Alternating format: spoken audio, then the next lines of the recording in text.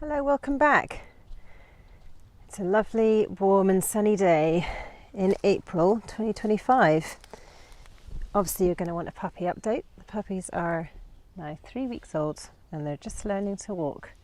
I'd say we're approximately 3 to 4 days away from full chaos. They're very sweet though. I can see why people like puppies.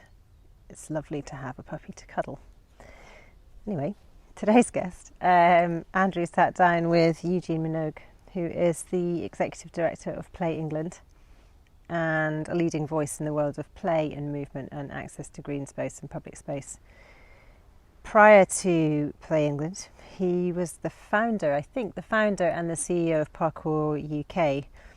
So he worked a long time in sort of helping shape standards for playgrounds, parkour facilities, and a kind of risk-benefit assessment. And now at Play England, he's championing children's right to play and recreation. He also sits on the advisory boards for Open Active and World Urban Parks. So in this conversation, Andrew and Eugene talk a bit about his childhood in inner city London, kind of shrinking, free roaming range of today's children, erosion of public space, the importance of risk, imagination, and intergenerational play. We've been really hoping to get Eugene on for a long time, so it's a real pleasure to have him. Let's get into it.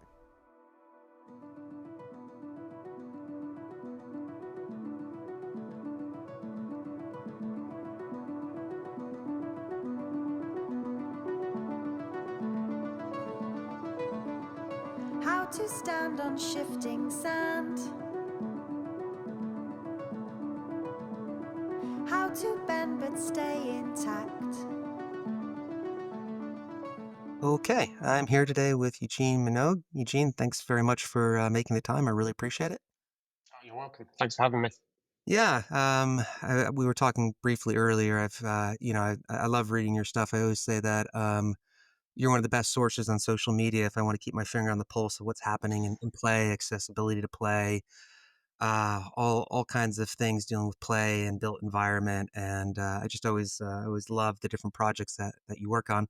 So, I mean, I guess briefly, I could introduce you as the director. Would that be correct to say director, interim director of Yeah, play? interim executive director of Play England Perfect. So, currently. Yeah, one of my hats. yeah, but I think it'd be better if I gave you an opportunity just to kind of talk about yourself and some of your experience that's meaningful for you. So, I'll often ask the question, who are you and how did you get here? So, with that, I'll just hand the mic over to you. Big question.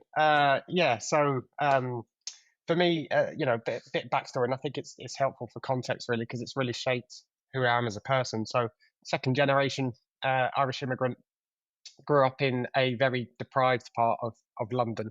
Everybody thinks Westminster is paved with gold.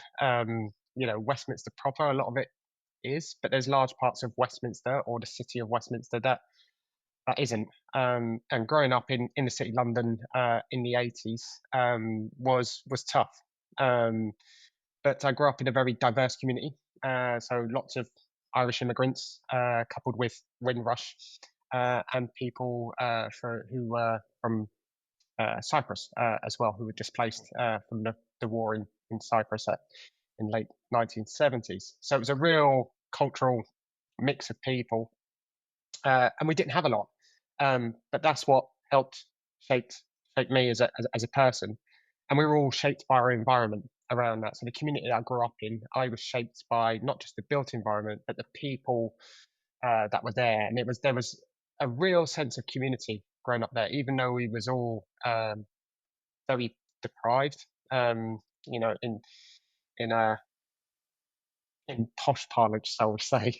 We was poor, Yeah, but yeah, at the same time, we had a lot, and I'm grateful for the upbringing I had because that's really shaped my outlook and perspective on the world. I see things differently to most people, and certainly colleagues and environments that I work in, because of that background. And that shaped me as an individual and as a person, but also gave me a real sense of drive and purpose to change things for the better with that. And that's really what drives me now, is allowing me to put my passion to purpose. And I can do that through various sort of roles that I've done over previous sort of years, and I continue to do that today. If I don't have the opportunity to have that passion and really drive that purpose, it just becomes a job to me, and that's, a job can be transactional, whereas a career or a vocation is very, very different. So I do things that allow me to do that, and provoke change. So that's some history and sort of context, and I'm sure we're going to get into various specific things that I have done and continue to do. Yeah, that's great. Yeah, I loved your focus on thinking about environment, because that's one of the things we think about as well. And one of the things that we sort of, I wouldn't say struggle with, but discuss a lot is, how important environment is, both you said, like built and then also social, thinking about things like social determinants of health, and how so many of the solutions, or maybe I should say solutionism, that's put forward puts the onus on the individual, when really it's a much richer tapestry. And it's very hard just to take these little, I would say, isolated interventions without looking at the big picture. And yeah, that is one of the things I'd like to sort of untangle as we talk. All right, so I'd kind of like to, I guess, continue to talk about you, but one of the bits of research I've heard you talk about quite a lot, which I enjoy, and I think the way you talk about it, I think is really illuminating, and I think really does a great job of explaining, or maybe, I don't know, presaging everything we want to talk about, was some of the research that William Byrd put out a few years ago, maybe 1 or 2 years ago. And it's really talking about children and play and their environment, and really how much space they have to range and explore, and how we think about play. So I was wondering if you could just sort of talk about that, and maybe also tie it back into your own experience as a child, and then also your experience as a father. Yeah, absolutely.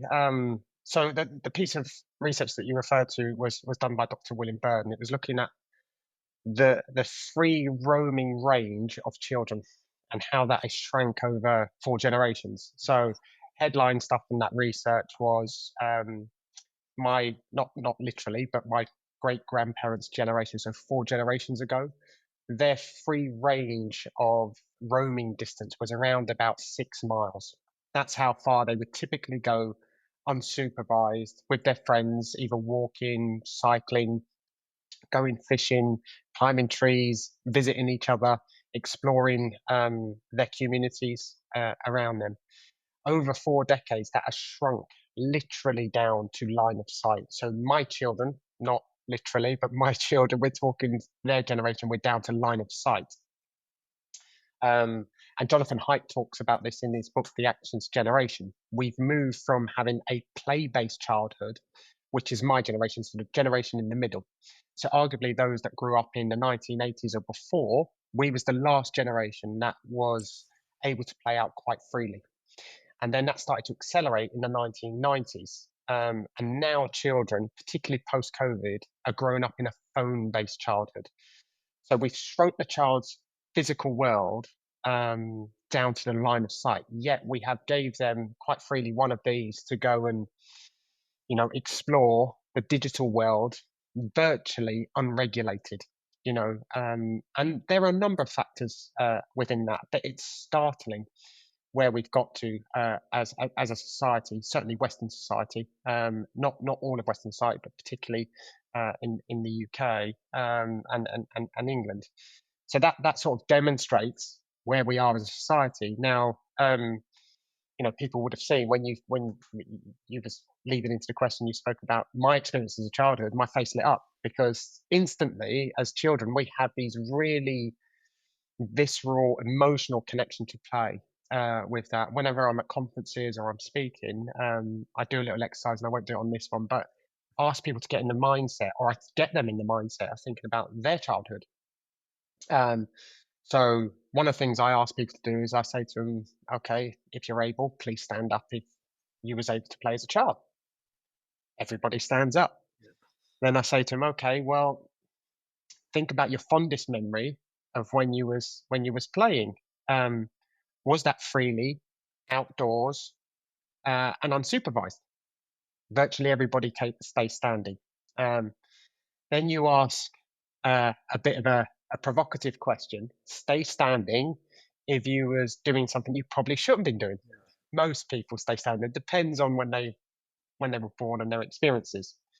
And then you ask the final question: stay standing if you feel children nowadays have the same freedoms and opportunity to play as you did.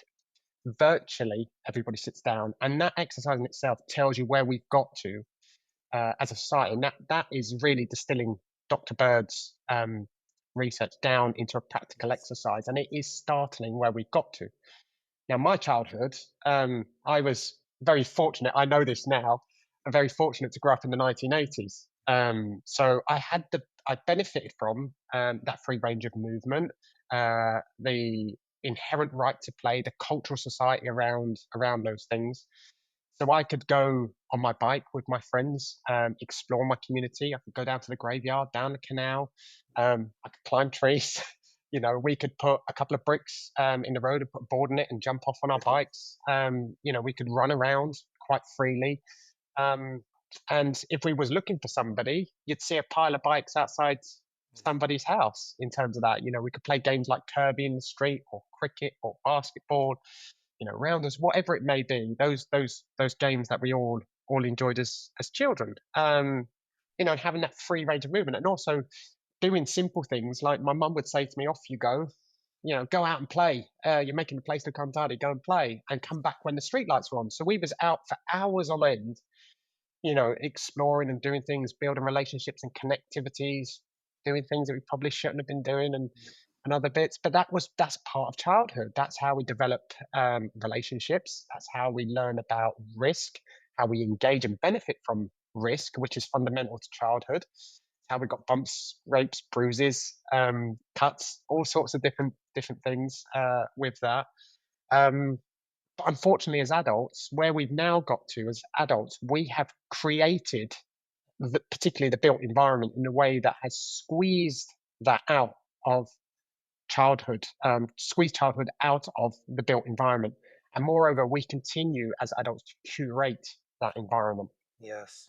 So fundamentally, we've got to, and we can, and we should, and we must change our attitudes, both societally, professionally, around childhood and play, to make sure that we give children their childhood back.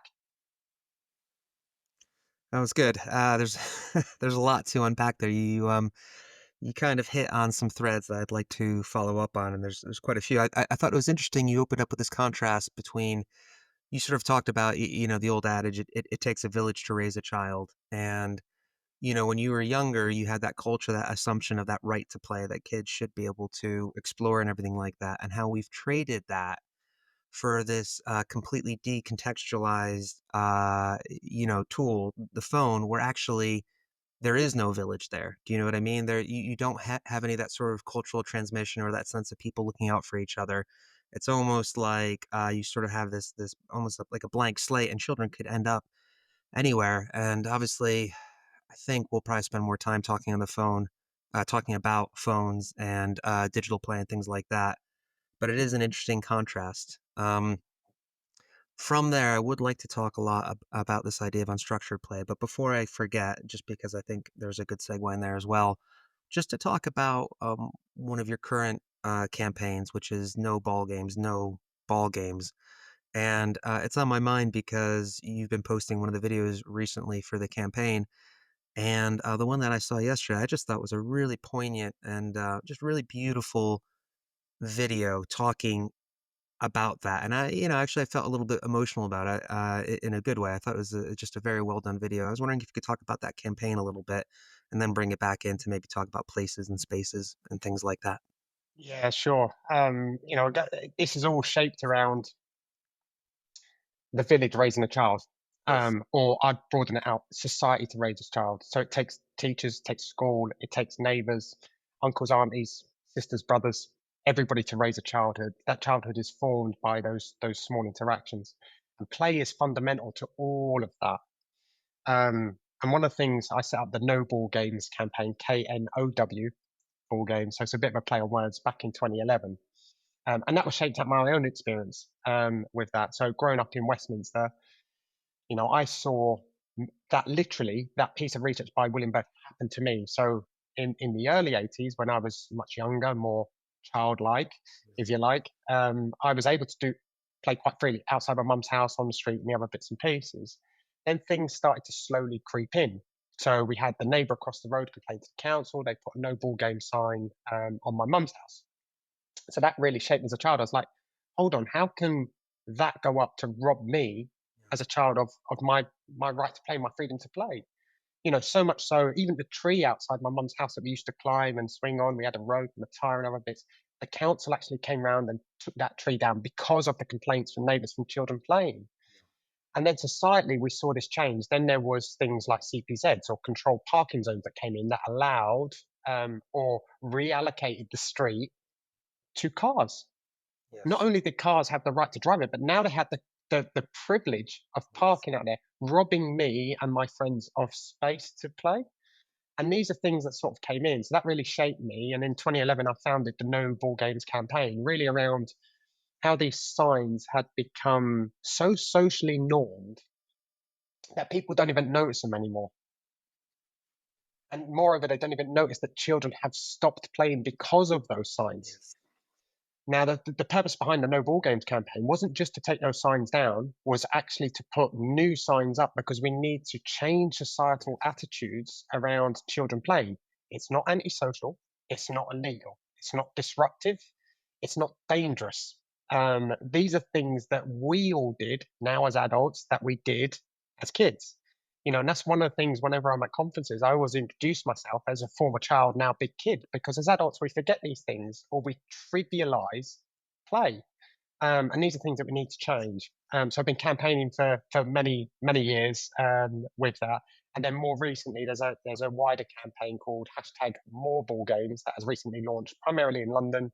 So it's a partnership between London Sport, um, London Play England, No Ball Games, obviously, and Playing Out. And the video that you referenced was put together by Saatchi and Saatchi, so a big Oh wow. sort of advertising company. And it's really emotive, and it's really around that nudge and get people to understand this is what we've taken away from children, something that we had as adults, we've taken away quite willfully. We've taken it away. And we've done that over a series of decades and we've doubled down on it time after time and time again. It isn't just no ball game signs. It started with that. Then it was keep off the grass. Then it was no skateboarding. And then it was no parkour. Then it was no jumping or no children here, And then we had these white noise uh, buzzers that would deter young people from, Yes. congregating or just hanging around with that, and it's damning with that, and that's the bit that we need to change. It's fundamentally wrong by any stretch of the imagination. Yeah. As an American, the first time I came over to the UK and I spent some time around London and not just around London, all over UK and England. And I saw these signs everywhere and they were new to me and it felt like a relic. It felt like a setup scene from like a post-apocalyptic movie, like something from Children of Men or something like that, because you saw these old rusted signs and they were always like over these empty fields and you'd look around and there are no children anywhere. You might see like an old no children climbing on trees sign or no ball games, no children on grass, and you just look around and you say like, this feels so ominous because whatever you wanted to get out of it, it's been mission accomplished. And for me, that mentality feels so foreign. I don't even really understand how it happened. You feel it in America, but America, it feels more implicit. In America, it just feels like the incentives changed, or people develop different fear, or parenting habits changed, or something like that. And you see that the play was squeezed out.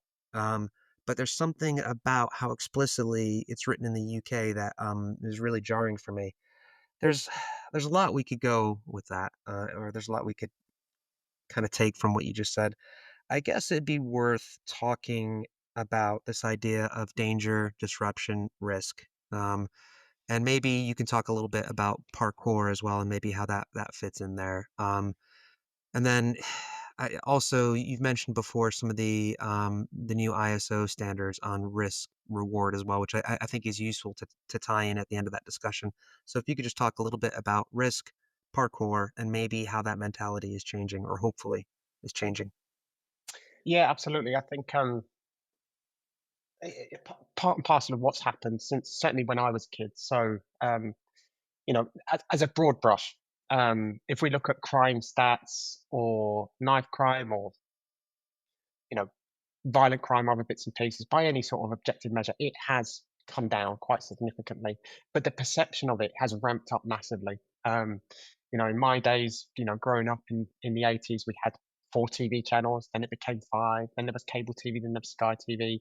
And now we get all of the news instantaneously, everywhere, all of the time, both at a hyper local level, whether that's on social media, so we know around something that's happened literally around the corner, to everything that's happening on the global stage, minute by minute. And that's fed this perception that the world is this big, dark, scary place with it all. And we fell into that, particularly in the UK, around the culture that things are dangerous, or children are going to be hurt, or be taken, with that. Now, if you look at the objective measures, that's not the case, but the perception and the societal and cultural attitudes have changed to reinforce that, and that's meant that we've, in my view, willfully squeezed childhood out. So that things like the no ball game signs, but then also designating places for children to play. Children can only play in the playground. It's absolutely mad. The whole lineage of a playground is actually a pro-car policy. Playgrounds were designed to take children off the street, which is the default place that children play, into a playground, put them behind a fence. And now we've got all these safety standards and other bits and pieces, sort of with it all. And these are things that we've done. Like I said earlier, we as adults created this, and we continue to curate the environment that way. It's our fault because we're looking through it through an adult lens, and we're doing two, or we're doing four. We're not doing with children. There's fundamentally a difference, with that. And we must understand that risk is something that children need. We all need as human beings, with that. We have an obligation to play as children, as human beings. We've got to play. It's part of our DNA. With that, it's how we explore the environment, build friendships, learn about ourselves, about proprioception. It's how we become creative, with that. And if we're taking risk away from children all of the time, we create children who are less resilient, less happy, less capable, for things in later life, with that. So it's a fundamental part of it. And there's huge benefits, in risk. And just leading into the parkour sort of stuff, for me, that's how I got involved many years ago, because obviously my background around the frustration with no ball games, the actual lineage of parkour, we all know where it was, created in France in a suburb. My wider extrapolation of that is those individuals that founded the sport, or created the sport of parkour, it was born out of, they've got nowhere else left to play. The only thing that they've left with is a pair of trainers and their built environment, because they're told you can't do this here, here, or here, with it all. And that was really, the essence. And parkour for me is around, adult play, running, jumping, swinging, climbing, crawling, interacting with your environment, understanding your connection to the environment, touching and feeling things and discovering things. It was really transformative. And the good thing for me, being frank, it allowed me to stick two fingers to the establishment. If you're telling children they can't play with balls, out in their communities anymore, I can get them to run around in their trainers and jump over fences and walls, and explore their communities. So it allowed me to really prove that point, that this is where we've got to, as a society. And parkour was for me, was a real manifestation of where society, particularly Western society, had got around the constraints of childhood. And then we saw that bear out with parkour, particularly here in the UK. We was the pioneers of it. We've led the world in developing that. But then the no ball game sign moved on again. No parkour, no free running, no jumping. It's like, are we going to continue doubling down on this and telling children that they can't do what we are instinctively built to do as human beings? It's maddening. And then leaning into the ISO standards, around benefit risk assessment, that was originally developed, through the frustrations around children's play, but also with parkour. So I was involved in the British Standards Institute that looked after the health and safety standards for children's playgrounds, and then we developed the Parkour standards so that Parkour facilities could be built. But one of the things that we was always keen, a number of people in the sector, was to develop this concept around risk benefit, as we called it at the time, or RBA, risk benefit assessments, understanding that you can't nor should you eliminate all risks.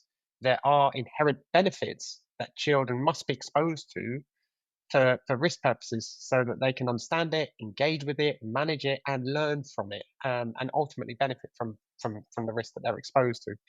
And that movement really gathered pace. And then about 2 years ago, we had an ISO, so an international standard, published on benefit risk assessment, or BRA.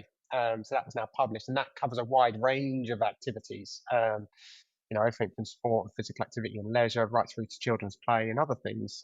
So there's a real, if you like, something tangible that people can now hang their hat on and say, yes, we need to reintroduce risk, and this is how we assess it, in the same way that we do for the workplace. But this is around understanding that children need risk with that. And as adults, we do risky things, things like skiing, Yeah. is inherently risky. Well, all sports entail an element of risk. So, yeah, it's just around that context. Do you think we're making progress then in this concept of risk? Because one of the biggest questions we get if we're working with new coaches or people that want to start their communities is this fear of liability and this fear of risks. So we sort of will generally work with adults in their 30s and 40s. We'll work with populations, people in their 60s, 70s, and 80s, and we'll also do family movement and intergenerational things. And one of the biggest questions people have before they feel the confidence where they can put themselves out and start to organize things and get communities together is this idea of risk and liability. And it's for me, it feels like one of the number one barriers that prevents people from taking action. I suppose that, and also fear of not having the right credential. I was wondering if you could speak on that a bit. Yeah, it's an interesting concept. So, the start of your question, you spoke about, are we making progress? The answer to that is yes and no. Mhm. So, when I say yes, are we starting to understand and redress the blend of that, the risk profile versus the benefit profile? Yes. But equally, it's damning that we have to have things like ISOs and legislation and policies around this. This was an inherent understanding, and it was normalized as part of childhood. Growing up, bumps, scrapes, bruises, climbing trees, falling over, breaking bones. It's a rite of passage as a child of growing up. But we've got to this point where we want to desensitize that and eliminate all risk from the child, which is then bearing out in child's not just physical health, but their mental health. And we're seeing that very acutely. And that's very well articulated in Jonathan Haidt's book, The Anxious Generation. That is where we are. So the answer is yes and no with that. And there's some things that, we shouldn't be doing, but we have to do. So as an example, in Utah, they've introduced a free range parenting law, where they've had to enshrine in law the child to permit the parent to allow the child to walk to school or play in the street or go to the shop. That is damning that we've got to. We're not far off that in England and the UK. Really, we're at the point now where one of our campaigns with Play England is around play sufficiency legislation. Enshrining the child's right to play in law and protecting that through legislation. That's damning that we actually have to get to that stage, that we have to legislate to protect that. Culturally, Scandinavian countries are way, way ahead of certainly the rest of Western Europe in terms of that. So we are making progress, but at the same time, we had this a long time, and there's a Churchillian quote, which I'm probably going to butcher. But the farther we look back, the farther forwards we can see. Has the world changed around us? Yes, absolutely. Do we live in different times? Of course. But there's fundamental things that we can and should look back and go, we've gone wrong here. We need to change this. Well, I ask this question sometimes, and since you teed it up for me, I might as well ask it, which I don't always do. But so imagine, I don't know, imagine you're a time traveler, or imagine that you're living in, let's say, the late industrial revolution, and you're a rich industrialist, and you want to leave your mark on the world. You have billions and billions of dollars, and you are at this inflection point. Let's say turn of the 19th into the 20th century, early 20th century. What changes would you make in terms of infrastructure, culture? Where would you have put your money back then in order to prevent some of the tendencies and some of the trends that we see now? Undoubtedly, it's an easy question to answer, and that's around public spaces. There was lots of stuff that was done in late Victorian England, particularly around the protection of public spaces. So you had a lot of what we would now call philanthropists um, buying and protecting public spaces and then donating them to wider society with that. And if we didn't have that at that time, we wouldn't have the parks and open spaces that we do now have, particularly in England.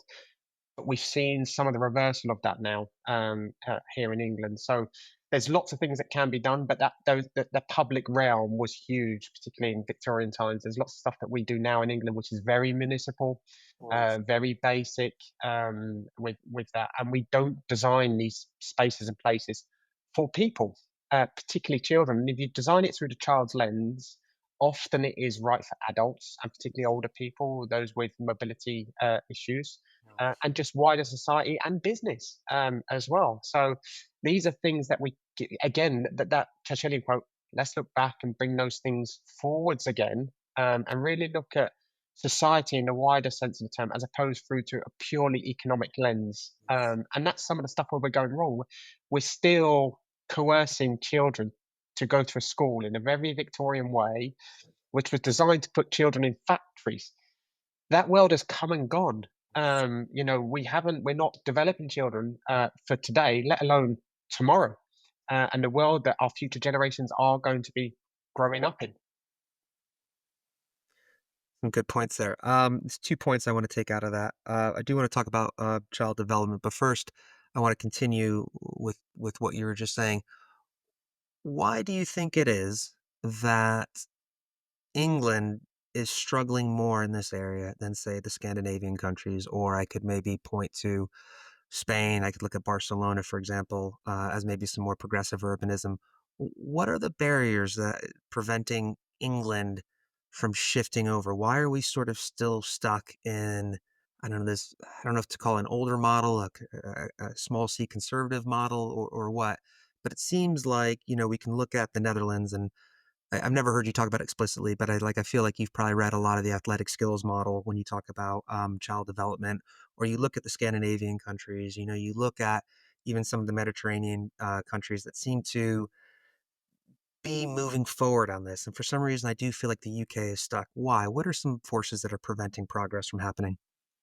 Well, it's really good that you talk about England specifically because a lot of people who are not in the UK or Britain or to a lesser extent Ireland do not Yes. understand the nuances of what makes up um, Britain and Ireland and also the UK. So obviously the UK is made up of four home nations. So you've obviously got Ireland, Scotland, Wales, and England. Um, that makes up the UK as a whole. Britain is obviously England, Scotland, and Wales.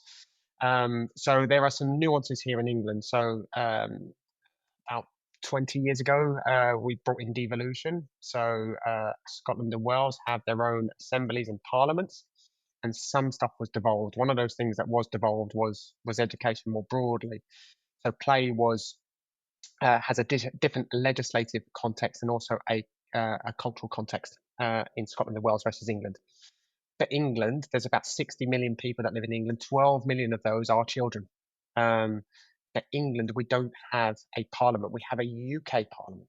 So getting legislative changes or policy changes in an England context is far more complex than some of the devolved nations because they have their assemblies or their parliament. Same with Northern Ireland and their executive. That has played a role in it. And to give you some examples of that, Wales introduced place efficiency legislation in 2010 as part of their Children and Families Act. Scotland more recently done that in 2023, I believe, as part of their Town and Country Planning Act.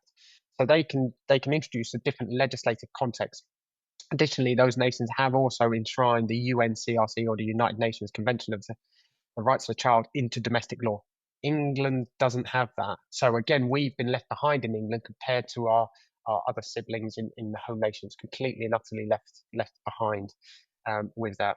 Culturally, you're absolutely right. There is this quintessentially British thing that children should be seen and not heard with that. The irony was, from Victorian times all the way through to predominantly back end of the Second World War, up until the boomers, children were everywhere. They played on the streets. They went to school together, in and out of each other's houses. That village feel, community to raise a child, that was there.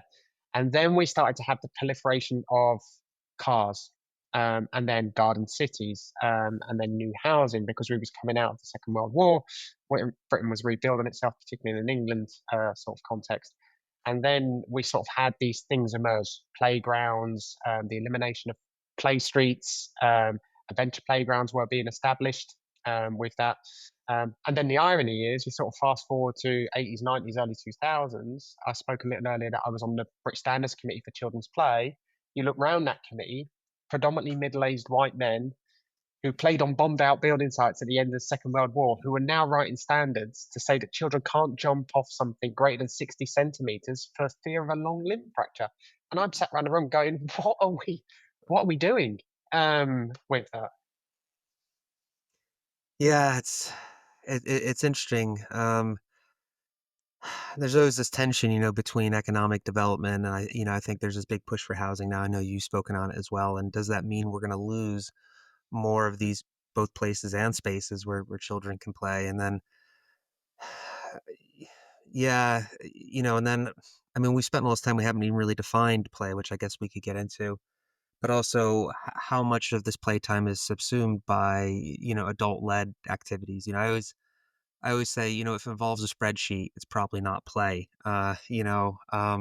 So you've spoken in the past on sportization. I always say sportification, which is a slightly different idea, but it's one of my fears, is that everything is sportified. Where we we want to attach this quantitative, competitive, utilitarian element to it, which sometimes I think is at odds with play. Because you were talking about child development, I think I'd like to spend a few minutes talking about child development, maybe the concept of physical literacy, and then I want to make sure I leave enough time to speak about adults at the end. We've got about 20 minutes or so left.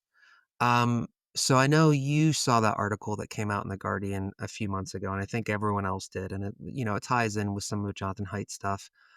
This was specifically this conversation that's happening now of children going into schools unable to hold pencils, not being out of nappies yet.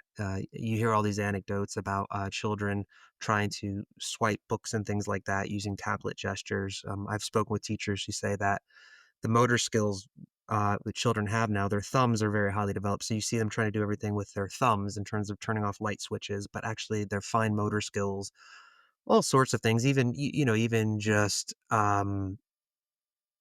interacting with other children and things like that. We seem to be seeing this sort of deficit increase. And then at the same time, we are also having this conversation now where there's a lot more talk about physical literacy and things like that. So it's a two-part question. I was wondering if you could speak first on the children coming into school with social, physical skills that we would consider essential to really being, a functioning participant in society. And then maybe also tying that into this idea of physical literacy, if you could. Yeah, absolutely. You're right with that. And particularly a post-COVID generation, children that are coming into school now do not have the basic motor, emotional, cognitive skills that would be developed through play. And you spoke about highly developed thumbs with that. So if you typically ask a child under the age of 7 now to turn on the light, they will either do one or two things. So I'm guessing you or me would turn the light on with your index finger. So they would do one of two things. So either say, Alexa, or they will use their thumbs to turn the lights off. And again, that is having issues, fundamental issues, not just on holding a pen, but we're talking about basic human skills. So grip and grasp of being able to grab things and grip things to be able to do that. And that's fundamental, not just for physical literacy, but then obviously when you get into more formalized sports and physical activity. But basic skills, running, jumping, climbing, swinging, crawling, grabbing, grasping, these are things that children just don't have the fine motor skills in the way that they do, because they haven't had the opportunity to play in a way that they need to, from a evolutionary point of view, from a humanistic point of view, and that is now bearing out, particularly here in the UK. We're seeing that more broadly across the world. But that's been coming. It has been exacerbated by COVID, but that's been coming certainly since the late 90s, and certainly over the last 2 decades, where children are growing up in a phone-based childhood as opposed to a play-based childhood. And play is fundamental to everything that we do as human beings. One of the things that we're drumming home from Play England, it all starts with play, whether that is the arts, whether that's painting, whether that's playing a trumpet, whether that's becoming a sports person, whatever it may be, it all starts with play. And as I said on another podcast, particularly when it comes into active play or physical activity or physical literacy, we need to understand that we play sport. We do not sport. And it's the same. We play music with that, or we play with our friends with that. And this is how foundational play is to us as human beings, particularly but not exclusively in our childhood. And it is key to making sure that children, when they do go to school, can then start to develop more formally in other areas. But we should have a play-based childhood. And that's something we're speaking openly to government at the moment, and the foundational role that play plays in developing children and young people. Yeah, it's interesting. It always falls into that what gets measured, what gets managed, or not everything that can be measured matters. Not everything that matters can be measured. Talking about this idea of whenever we try to apply KPIs or metrics or anything Yeah, to this, it's always tough because you fall into that trap of, if you try to quantify the benefits of play, it's almost the losing game, in that people always want to be shown the value of play, like, because it's so easy to dismiss it as something that's frivolous. So I always find myself in this position as well. It's like, it's so foundational to what everybody needs, but then at the same time, when I start pointing to literature for why it's good, I almost feel like it defeats the point, which is, play for play's sake, because otherwise we fall into this trap of trying to maximize and optimize play and getting the best benefits out of play. Where really, there's a lot to be said about just allowing children to mess around, do dumb things, sort of, face the consequences. I mean that in just a good way. Well, if I jump off of that, it hurt a little bit. Maybe I'll calibrate things in the future. Yeah, it's a really tricky spot. I'm really happy though that the organizations that you're a part of, that are bringing this conversation in, because I think it's become so much more legible and so much more apparent in the last few years how important play is, and how maybe we don't need to focus on competition-based sport and things like that. I did. well, Oh, go ahead, please. yeah, no, you're absolutely right. We don't, and this is part of it. That whole measuring thing is really frustrating. Certainly for me, it has been for many years. So to give you an example, Sport England, when we sort of had the re-emergence of Play England, and we started to have some early discussions with Sport England, saying that how, look, the reason children and young people aren't participating in sport, or the numbers are dropping off, is because we've got a cohort, a generation, arguably nearly 2 generations now, that just aren't playing in the way that we're used to. The response from Sport England was, well, do you know how many children play? And I said, well, there's 2 answers to that question. "Oh, okay, what's the first?" I said, well, we don't, but you do. Do we? Well, yes, as part of your Active Lives Children and Young People survey, what's the number one thing activity that children do? And their response was team sports. No, all team sports combined is number 2. Active play, not play generally, active play is number 1 with that. Oh, okay. And they said to me, "What's the second answer?" I said, "Well, you tell me a child that doesn't play. Yeah. Why do I need to count it?" And this is some of the stuff. So the default is justify your position, as opposed to looking at it through the other lens of play must exist for play's sake in its own right. It's what children do in their own way, under their own instincts, and with their own freedoms, without any intervention from adults with that. And there's great advice out there, things like the 17-second rule as well, that we as adults should implement, because we intervene far too early, or we want to structure or sportize things for children far too early. With that, even when we're talking about children as young as 3 and 4, we're starting to sportize them far too early, and their physical skills and their physical literacy isn't in the space where they can do that in a meaningful way. But we've done that because we've structured society in that way, and we've structured the system in that way because we can count it and we can measure it. But we need to get back to that understanding that play is foundational, not just to children and young people, but they're learning the wider society, the social connections that we build in and around play with that. So it's one of those things. It's not anything new. A lot of time I say to people, it is an innovative or new. I'm just reminding you of what we had, and that we now need to reestablish it, and protect it at all costs. How much time do you have left? I'm time to time, so Okay, great. Okay. Well, that's good then. I'm actually doing a play demo in about 90 minutes or so, but there's a bit of a drive, but that gives a bit more time than I thought. I would like to talk about adults, and we've sort of danced around it a little bit, because when you're talking about parkour and how parkour is a great example of creating play opportunities for adults.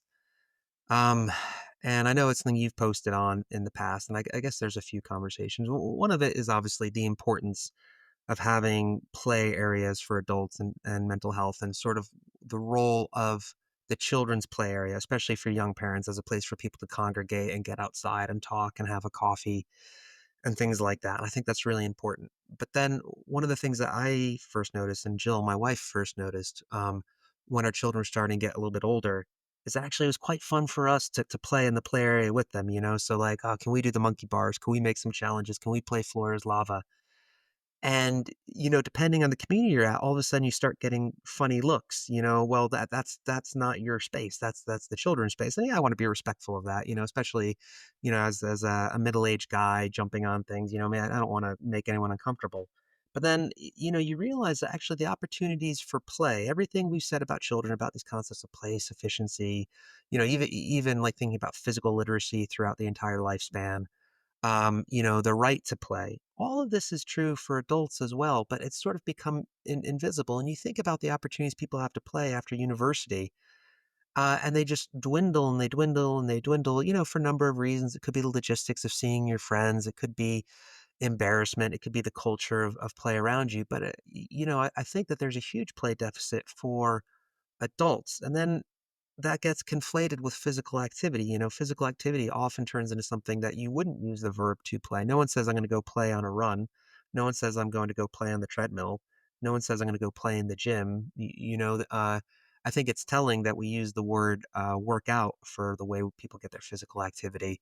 Um, and I think that there are benefits, to say going to the gym. You get the physical activity, and we can talk about things like bone density, lean muscle mass, VO2 max, all these things. But I don't think that is scratching the itch that a lot of people need. And I think it bears out if we look at numbers like on social isolation, loneliness, all these things. We can look across the board. There are enough stats, I think, that would bear that out. So I'd really like for you to talk about maybe how you play, opportunities for play. How can we start talking about creating playful opportunities for adults? yeah, I think there's two bits to your question there. So one of the things is the physical or active play for adults. There's that bit. For adults, we play. But we play in a way that is socially normed for adults. So whether that's book club, or going to the pub, or playing cards, or playing music, or socializing with friends, that is a form of play. And as I said earlier, as human beings, we have an obligation to play with that. But there's socially normed ways for adults to play. one of the things that you are, and I'm similar to you. When I go to the playground, I'm not one of these parents that look for the bench straight Yeah. away and then get your phone out or the newspaper. But that's the social norm, that's the cultural norm that's been ingrained. Whereas we need more people like you and your wife and what I do, you know, to have a go on the swings and the slide and play with the children in the street in the same way that we did as kids. That's how we learnt about these colloquially British games like Kirby or Runouts. These games, they were handed down from generation to generation. But intergenerational play is key. And a lot of time when that happens is around the Christmas table, when people are together having a meal and then you play some games afterwards, you know, whether it's charades or Monopoly or whatever these things are. These are things that we used to do with intergenerational sort of play. And adults, we've got socially normed ways of play with that. And we've got lots of ways of playing as adults. But children, we narrow their opportunities to play. And children will play in any environment, anywhere of their choosing. I'm sure you, as a parent, as you've been down a supermarket aisle, the children would Yeah. go mad, or if they see a puddle, they will jump in it. You know, or if you're at somewhere like IKEA, they will pull on the furniture Oh, or climb on kids love things and other IKEA. bits. Yeah. And these are things, but we always say to the kids, get down from there, stop that, don't do this. Again, this is social norming that is kicking in because we're worried about what other people are thinking, saying, looking about us as adults, and then we project that onto our children, as opposed to giving them the permission and freedom to play and explore and do what is their natural instinct. But again, it's one of these things we sort of rob children of that, and then try and either sportize them or give them adultification or structure everything that they do. One of the other things that has been virtually eradicated from childhood is boredom. Yes. Not just play, but boredom. Boredom spawns imagination and people, you know, engage in play in a very different way because they are bored. But we're so worried about the children being bored that we give them, you know, pieces of glass or their smartphones, and you know, off you go into this digital world which is completely unregulated. Off you go, and you know that is deemed to be safer because they're here. And going back to Dr. William Byrd's piece of research, the alarming thing is now is not the generation that isn't just down to line of sight of how far they go. They're not even going outside. They're in their bedrooms a lot of the Yep. time, looking at a screen with that. So yeah, it's one of those things that we need to wake up and take a hard look at ourselves, particularly as adults. Yes. Do you? I don't want to get you in trouble here. I don't think I will. I Oh, I think. like trouble. That's Nah, fine. nah.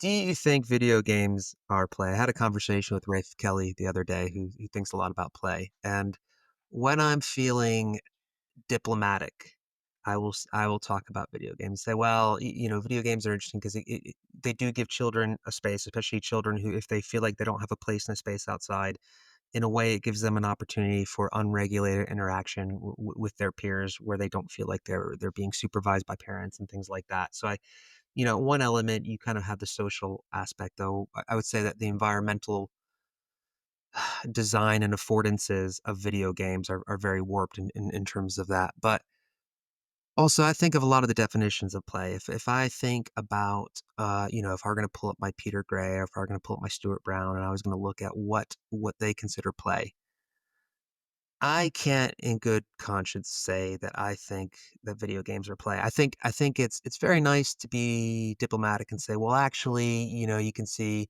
you have mixed medium games, and you know, you can give examples of you know, Pokemon Go, which obviously you know, they just revealed all the tracking data, and they've sold they've sold all that tracking data to, I believe, to Saudi Arabia now. So it'll be interesting, the implications of that. Or they'll say, well, Fortnite is the new, you know, jumpers for goalposts and things like that. And I just don't know if I believe that. I know there's a sense of inevitability to it, and I know that's how people do it. And I wouldn't want my own children to feel ostracized because they wouldn't have access, they don't currently have access to video games. But, you know, when kids become teenagers, I don't think it'd be fair to me to say, no, you can't play this game that all your peers are doing. I don't know if it really counts as play. I don't know if it has nutritional benefits that we often talk about with play. So I'll open it up to you. Uh, yeah, I suppose I've got a slightly different Please do. perspective I with think it. this is a place where we'll differ, so that's Yeah. okay. Um, does video games as an example? I think that, it's one of the things I'm keen to point out right from the outset is when we start talking about digital play. Yes. Unfortunately, a lot of people default to social media and smartphones. They are linked, but they are fundamentally separate. They are two distinct things with that.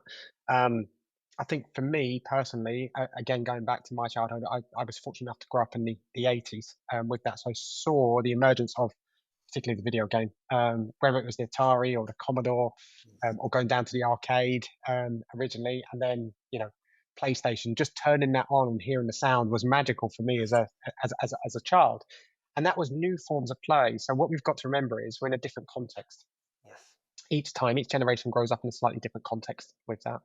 So again, going back to me in the 80s, there was a couple of streets, a couple of cars in the street, if at that time. But then by the 90s, the whole street was full of cars. And then in the family, we was lucky we had a car in the extended family. But obviously by sort of 2000s, there was cars in the family, and it was the same with forms of digital play. With that, you could argue the same about the board games that emerged with the boomers, or card games or other bits with it. So digital play. Um, is it a form of play? Yes. Does it give you the same nutritional value as free play or outdoor play? No, for various reasons. But is it a form of play? For me, yes. I think we need to be mindful of digital play and where that is currently going in the direction of travel. But again, that is against the backdrop of what we've taken away from children with that, and we need to get the blend of that right. I don't like this term balance. Yeah. I prefer blend with that, and that's really around how do we get that right. And one of the things that I think will have a greater role moving forwards is what I refer to as phygital play or phygital activity. So the emergence or the convergence of digital and the real world sort of stuff. And I think that is going to emerge, and we've got some opportunities around that. But equally, this isn't about an either or; it's an and with that. We must have and must get back to a play-based childhood, but contextualize that in the current world really around how we move forwards with that. And there are going to be more opportunities as we progress technologically with that. But also technology gives us the freedom to get back to our human basic instincts and have that freedom to play in that way. Are there inherent dangers with digital play? Undoubtedly, we know that. And then obviously there's the wider discussion around smartphones and social media and other bits and pieces, but that shouldn't necessarily be conflated with digital play. And there's lots of different forms of that. Pokemon Go's one of those examples of digital play, but also just gaming generally, which teaches can teach children some fundamental skills. I would encourage people to. There's a book here on my desk by Andy Robertson called Taming Gaming, which I'd encourage people to have a read of. And again, we do lots of work with Andy and sort of showcasing some really upsides of play. Things like the Wii.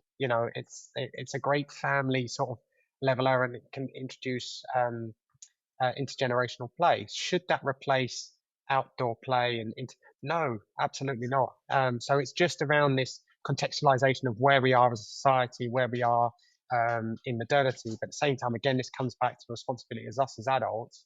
How do we create and curate the world, not just now, tomorrow, but for our future generations, and making sure we're doing that in a mindful and holistic way, and particularly learning from the mistakes that we've made, particularly since the 1980s. I'll have to check out Andy's book because I always try to find convincing examples of using digital play that I feel really resonate with me. And I still, I mean, I think the Wii is a good example, but even the Wii, I'm a bit worried because how old is the Wii? Surely the Wii is about 10 years old now. I don't even know if it's a current. I have no idea how old it is as a system, but I just, yeah, for me, I've yet to see an example where I think, yeah, this, because it's like you alluded to. I mean, technology is ecological. It's not additive. Whenever you introduce something new, there's inherently going to be, if not a zero-sum relationship, it means something is going to be replaced, something is going to be squeezed out. And for me, the inevitability I think the social forces and the incentives, and I think the economic incentives to so, because so much of digital play is app based and is transactional, and it formalizes these relationships in the past that would be informal. I think that's one of the reasons I'm so skeptical of it as well. I've said it before in other podcasts, but I'm not entirely comfortable with the idea that a lot of children are getting their play through environments that are designed and mediated by giant, corporations, a lot of which obviously have transactional loot box systems and things like that. But I will say, I will go ahead and read Andy's book because I do want to find some positive things. It's something that I want to be able to talk about enthusiastically and honestly, and not feel like I'm being political whenever I try to talk about the No, benefits of. no, not at all. I'm not disagreeing. It's just it's a different perspective to sort No, of look at things I agree, and in the holistic round. I really respect your point, which is why I asked. I think even Yeah. the show notes, I said we might disagree on this one point, but No, it's of course. If I can go back to parkour for a minute, there was yep, yeah, this one-upmanship between, I think it was Ubisoft that produced Assassin's Creed, yes, and the parkour community. So there was stuff that yeah, game was based on parkour movements and other bits and pieces, and then they mimicked that and then did different movements because you can in a digital way, and then the parkour community then, okay, I'm going to try that and go do this, and then they yeah, would do different things and it find its way in the game. So they do work hand in glove. Are there inherent dangers of this? Absolutely. And I think this is where we need to be more mindful. And going back to your point, we are at an inflection point or a tipping point, and it's some of the wording that I use in recent presentations. We are now at a tipping point where if we don't redress the blend between the play-based childhood and the phone-based childhood, we can tip over into that. And we need to be very aware of the physical and emotional and the mental impact that is having and continues to have on children, but particularly our future generations. We must change things. yeah. That's the example you used of Ubisoft and Assassin's Creed with the parkour community. Very good. I hadn't heard that before. That's really interesting. Um, Thanks for your time. I really appreciate it. I want to leave just one more question, and then I'll let you go. Which is, what are some trends that have you feeling positive? What are some good things that are happening right now that people should know about, that people should try to get involved in, so that they can make a positive difference? So what has you feeling optimistic, and what are some ways that people can get involved? Yeah, I think for me, the thing that I get really excited about is when I speak to adults about play and I remind them of the childhood, a bit like me when you said, "Oh, speak about your childhood," my face lights up. The great thing that play has, it's universal. Everybody has done it. And I'm yet to be proven wrong on this second point. Everybody has fond memories of play. Whereas if you contrast that to learning to paint or draw or musical instrument or sport, Yes. people tend to have polarizing views on that. Oh, I really loved it. I was great at school. I really enjoyed it. Or no, it wasn't for me. I didn't really like it. Or I was really bad at it. Play doesn't have that. It has this utopian view with it. And a lot of this stuff is around reminding people of what we had and the greatest gift we can give to our children is the freedom to play. And we need to give children their childhood back. And that is well within our grasp as adults. When I'm speaking at conferences or webinars, one of the things I get asked is, well, what can I do? Well, simple answer as adults, get out of the way. Well, what do you mean? Stop intervening, stop structuring, permit, encourage, and facilitate children to play, whether that's your own children or other children, and making sure that you view it through your memory and your lens and the things that you had with that. And I think that's the biggest change. And the easiest way that I sort of try and articulate that, we need to bring back the good old place, Mm. not the good old days, the good old place. We need to get back to where we were. There's simple things that we can do as adults. Do I need to park my car where I park it? Is that convenient for me or is it in the way of a child playing? Do we ever ask ourselves that question? These are simple things that we can do with that and just some of our own attitudes. And that's where I encourage people around the 17-second rule. Think before you intervene, just hold back. Think to yourself, do I need to intervene here? Can this resolve itself? What are they learning? Or what am I taking away from them by intervening? So really, I think there's a real opportunity for us. And again, I've said it before with Jonathan Haidt's book, also Johan Hari in Stolen Focus. Whatever book I've picked up recently, and I've got a pile on my desk that I'm wading through. All of them talk about the loss of free play. That ability to play unsupervised, uninterrupted, without adult intervention is critical for children. Not just in terms of progressing into physical literacy or physical activity or sport, but for the creative side of things with that, whether that's musical, whether that's um, playing musical instruments, whether it's painting, drawing, whatever it may be, we must remember it all starts with play. And if we're robbing children of play, we won't have talented adults moving forward, or resilient, happy people out there, not workers, people. I think that's a great place to end. Eugene Minogue, thank you so much for your time. I really enjoyed it. You're welcome. It's a daily exercise. It's a daily exercise. It's a daily exercise. Hi, welcome back. I just went on a walk while listening to that. There's a lot in there. I think I'm going to have to listen to it again and take some notes. But I guess what stood out to me was, I think Eugene does a really good job of connecting the dots between lived experience, policy, and the changing shape of our streets and parks, and how we look at space and access space and think about the access to it. I really liked his reflections on risk and boredom, and that often as adults the best thing we can do is just get out of the way. I think let us know what you think. We've got you can leave comments. If you've got questions, please send them in. Next week we will be back with Charlotte from Esprit Concrete. They do really great stuff with parkour and evidence-based clinical therapies to support mental and physical well-being, and they work at community level across the UK. Lots of really interesting projects there. I think you'll get a lot out of it. And as ever, thank you very much for listening all the way to the very end. If you haven't subscribed, please subscribe. If you're feeling really kind and you thought, this is a fantastic episode, please leave us a review and let us know what you think. It makes a big difference. I know that everybody says that on every podcast, but we're a tiny podcast, and if people subscribe and you review things, then we are lifted slowly but surely up the podcast charts towards some place that more people find us. Right, have a lovely Easter, and we will be back, I guess, just after Easter. Okay, see you soon.